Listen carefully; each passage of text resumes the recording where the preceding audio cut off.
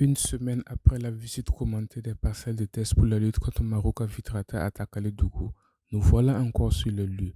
Les travaux commandités par AgriPromo et sous la supervision technique du Dr Doulaye Traoré ont suscité l'intérêt de plus d'un. En effet, une équipe de chercheurs a effectué le déplacement depuis le Nigeria pour un partage d'expérience. Pour le docteur Patrice Tolassa Tinigre, il existe de nombreuses similitudes dans la lutte contre Maruca au Burkina Faso et au Nigeria. Patrice de la Salle, Tinyegré. Je suis le coordinateur du projet Niébé BT, qui est actuellement au niveau, en cours au niveau du Nigeria, du Burkina Faso et du Ghana. Je suis également le représentant de l'ETF pour l'Afrique de l'Ouest. Ce qui concerne Maruca, comme vous le savez, c'est un insecte, un insecte qui fort les gousses de niébé. Et cet insecte existe de façon générale au niveau de l'Afrique de l'Ouest, notamment au Nigeria, au Ghana, au Burkina Faso et dans d'autres pays également de l'Afrique de l'Ouest. Donc, en ce qui concerne cet insecte, la recherche a utilisé des méthodes conventionnelles pour trouver des sources de résistance, c'est-à-dire en utilisant le truchement, des croisements pour améliorer, mais également on recherchait surtout des sources de résistance. Et il n'a jamais été possible, après avoir testé près de 15 000 accessions, on n'a pas pu trouver de sources de résistance à cet insecte. Donc, c'est la technique par la biotechnologie, la biomoléculaire, et plutôt la transformation génétique. C'est par cette technique qu'on a donc été capable de pouvoir développer des sources de résistance, notamment le niébé résistant à la foreuse des gousses qu'on appelle dans notre jargon maruca. Donc, cet insecte-là sévit, comme j'ai dit, de façon endémique dans tous les pays, mais surtout dans les zones où l'humidité est assez relevée, comme par exemple cette région des cascades, Banfora, Bobo, où elle sévit avec une certaine acuité.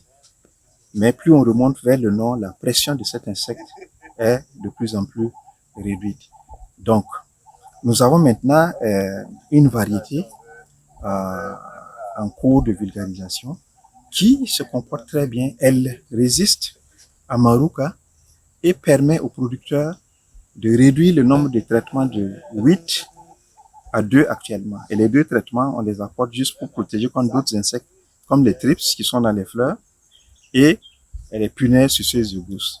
Mais la variété contrôle parfaitement la foreuse des gousses de niébé. Un rappel, Maruca filtrata est un insecte fourreur des gousses de niébé. Il fait beaucoup de dégâts dans les exploitations agricoles et Siaka Traoré en a payé les frais. Je m'appelle Traoré Siaka. Je suis un jeune producteur au niveau de Takaledougou.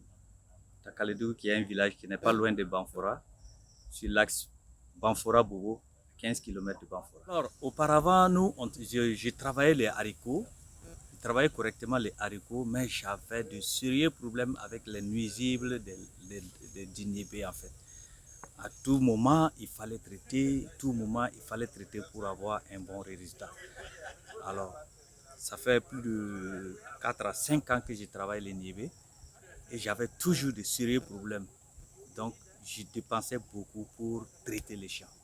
Ces tests ont été rendus possibles grâce au concours de la société sémencière AgriPromo et du docteur Doulaye Traoré. Donc, le contexte est que, en même temps que les gens se battaient pour le retour du coton BT, comme on le dit, bon, ces tests-là nous donnent l'occasion, effectivement, de voir un produit des biotechnologies sur le terrain en ce qui concerne le niébé que nous voyons derrière nous ici. Donc, c'est dans ce cadre-là que nous avons mené ces tests-là. Et ce test particulièrement a été bien apprécié par tous ceux qui sont venus. Et l'équipe ATF du Nigeria est venue du Nigeria pour pouvoir voir de visu comment se comporte ce test-là. Et aussi échanger avec M. Traoré Siaka, qui a vraiment fait un travail formidable. L'objectif de ces expérimentations est de contribuer à lutter efficacement contre l'insécurité alimentaire et nutritionnelle. Et en même temps, le niébé étant plein de protéines et de vitamines, ne peut que vraiment apporter quelque chose de positif dans l'assiette donc des producteurs. Un autre point, c'est que vous venez tout juste en fin de campagne, quand vous avez pratiquement fini de travailler sur toutes les autres cultures. Quelqu'un qui peut s'aimer le 11 août et récolter le 11 octobre, je pense quand même que ça, c'est quelque chose que le gouvernement devrait voir de très près pour que chacun de nous puisse avoir son petit lopin de terre afin d'assurer l'autosuffisance alimentaire ou la sécurité alimentaire. Selon Dr Tingré, la lutte efficace contre Maroc doit passer impérativement par la prise en compte de beaucoup de paramètres autres que la sémence. Actuellement, nous avons, je dirais, une source de résistance contre Maruca où un gène de résistance a été incorporé. Mais nous savons que avec un seul gène, tôt ou tard, la résistance va se briser. Donc, il nous faut absolument incorporer au moins un deuxième gène pour pouvoir gérer la résistance dans la durée. Donc, nous travaillons actuellement, pendant que nous avons ce produit, à incorporer un deuxième gène pour permettre en réalité de gérer la résistance de façon durable.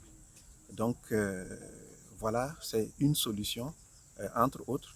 Mais également, c'est pas parce que nous avons une source de résistance à Maruca qui permet d'augmenter les rendements et de réduire le nombre de traitements qu'il faut faire abstraction des bonnes pratiques culturelles. Cette variété aura toujours besoin d'être accompagnée par des bonnes pratiques agronomiques. Il faut fertiliser le sol avec les fertilisants qu'il faut. Il faut absolument sarcler le champ pour éviter que les mauvaises herbes ne prennent le dessus. Et il faut récolter au bon moment. Il faut également planter à la période appropriée, notamment la période recommandée pour la zone. Sinon, il y a des risques que, par exemple, si vous plantez tôt, il y a des risques que votre variété mûrisse au moment où il continue à pleuvoir et vos gousses vont pourrir, vos graines également vont pourrir. Si vous plantez trop tard, vous allez exposer vos plantes à des sécheresses de fin de cycle et cela n'est pas recommandable. Voilà, donc c'est entre autres d'autres pratiques qu'on doit faire pour permettre à la variété de performer et de donner au maximum le potentiel, voilà, des rendements. Merci.